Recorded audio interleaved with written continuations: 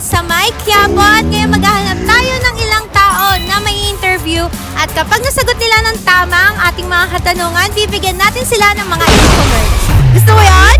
Gusto ko yan!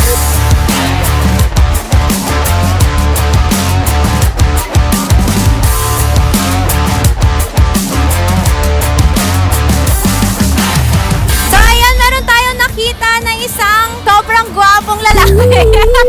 Kuya, anong pangalan? Wilfredo Villanueva po. Kuya Wilfredo, may isa lang ang katanungan sa'yo. Then, kailangan mo siya masagot ng tama. Then, sa'yo na tong payong.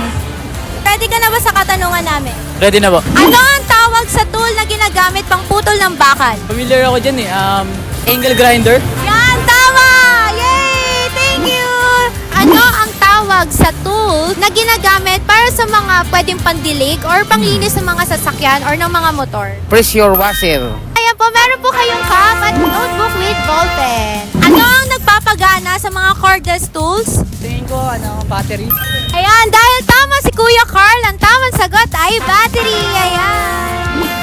Ayan, thank you Kuya Carl. Thank you po, ma'am. And that's all for today. So, salamat sa mga nakausap natin ngayong araw. At congratulations din sa mga nakakuha ng ating mga cameras. So, see you again!